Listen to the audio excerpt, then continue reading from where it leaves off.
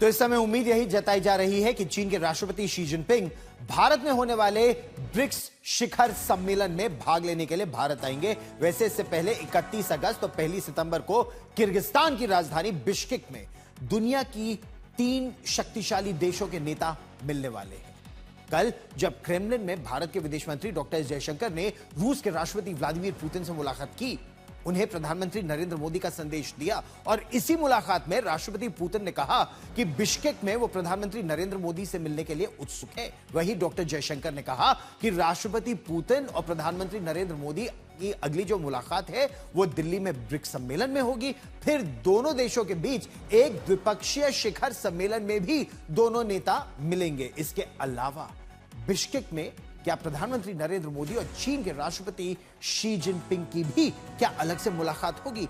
आज बीजिंग में इस समय भारत के राष्ट्रीय सुरक्षा सलाहकार अजीत डोवाल और चीन के विदेश मंत्री और स्पेशल रिप्रेजेंटेटिव बाउंड्री टॉक्स पर वांग यी, इसकी मुलाकात में संभवतः उसका खाका भी तैयार होगा, इसकी भी उम्मीद है। वहीं शी जिनपिंग के भारत आने को लेकर भी तस्वीर साफ होने की उम्मीद है।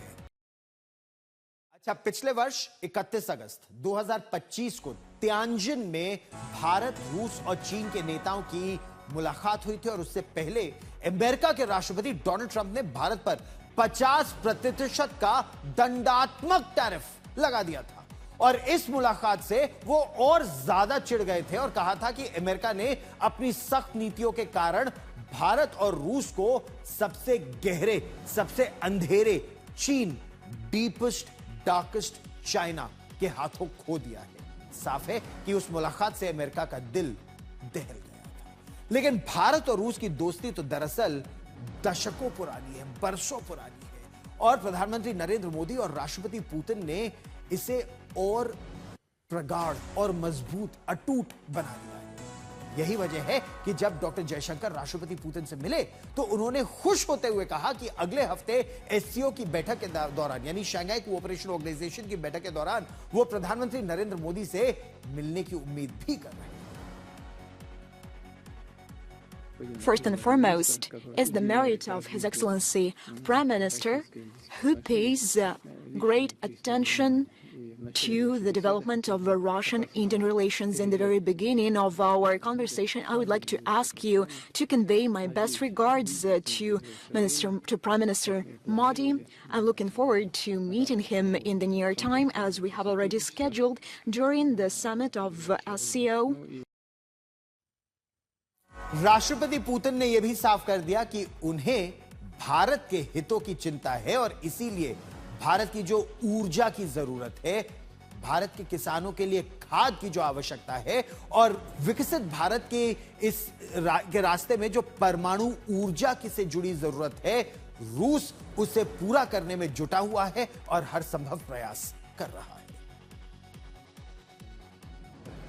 We are happy to meet you, Your Excellency.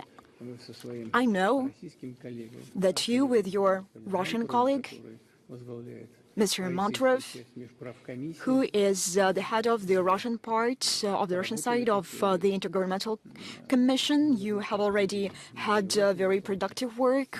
I believe you have discussed the most important issues. There are numerous, and one of them are energy resources, fertilizer shipments, and we are doing everything possible in order to provide fertilizers for Indian farmers and the agricultural sector. We have been increasing the shipment of fertilizers, and we are ready to continue doing this, including all other issues.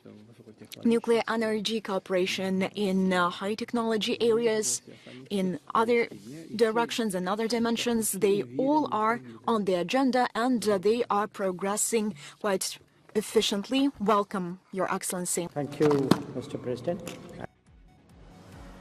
Bharat और रूस के बीच जो व्यापार है 2030 तक उसे $100 billion तक ले जाने का लक्ष्य है, लेकिन इसमें एक बहुत बड़ी चुनौती है और जिसका जिक्र कल डॉक्टर जयशंकर ने किया भी।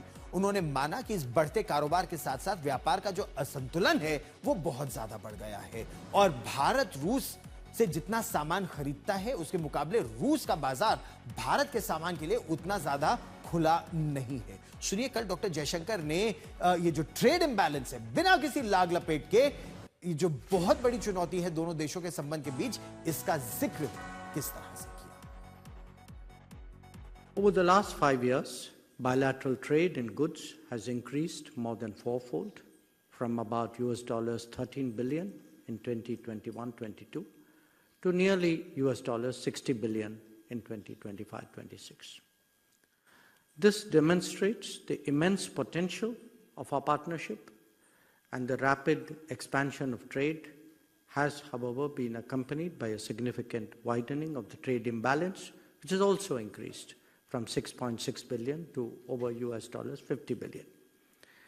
Addressing this imbalance is today one of our foremost priorities. तो अब हम आपको समझाने का प्रयास करते हैं कि जो भारत की इस समय कूटनीति है वो कितने अलग अलग स्तरों पर और कहां कहां चल रही है। बीजिंग में अजीत डोभाल तो मॉस्को में डॉक्टर जयशंकर, वॉशिंगटन डीसी में बैठा अमेरिका खासा बेचैन है। क्या अमेरिका को भारत और चीन के बीच जो सीमा पर विवाद है, यहां जंग की चिंता सता रही है, या इसका कोई और कारण है? दरअसल अमेरिका की नींद इस डर से उड़ी हुई है कि कहीं वैश्विक बाजार में, और यह बहुत बड़ा खतरा है अमेरिका के लिए, डॉलर का एकाधिकार खत्म ना हो जाए। और इस बात का अंदेशा अमेरिका के राष्ट्रपति डोनाल्ड ट्रंप को पहले से था। वो कह चुके हैं कि अगर ब्रिक्स एक साथ डी डॉलराइजेशन पर आएगा तो बहुत कड़ी कार्रवाई की जाएगी।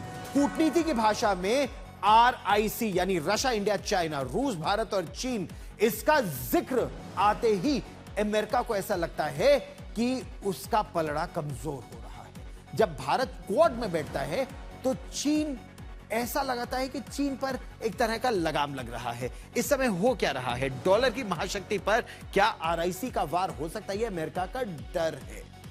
अमेरिका के डॉलर का एकाधिकार पेट्रो डॉलर का है वैश्विक तेल व्यापार में, लेकिन रुपया, रूबल, दिरहम में कारोबार जब भारत का हो रहा है, द्विपक्षीय कारोबार, तो इससे डॉलर बाहर जा रहा है और यह अमेरिका के लिए एक खतरे की घंटी है। भारत और रूस के बीच रूपी रूबल ट्रेड, भारत का दिरहम और दीनार में जो ट्रेड हो रहा है, चीन के साथ एक टेबल पर जब भारत बैठता है तो निशाना चीन नहीं, अमेरिका को लगता है कि निशाना डॉलर है और अमेरिका की वित्तीय दादागिरी। हम आपको क्रोनोलॉजी भी समझाने का प्रयास करते हैं। जब अमेरिका ने रूस पर प्रतिबंध लगाया तो भारत और रूस ने डॉलर को किनारे करके रुपए और रूबल में, दिरहम में तेल को खरीदना शुरू कर दिया। और अब जब तीन महाशक्तियां एक साथ एक मंच पर बैठ रही हैं तो बात हो रही है ब्रिक्स पे की। अब आप पूछेंगे ब्रिक्स पे है क्या? दरअसल अमेरिका का जो एकाधिकार है वो स्विफ्ट सिस्टम पर काम करता है इंटरनेशनल ट्रांजैक्शंस के लिए।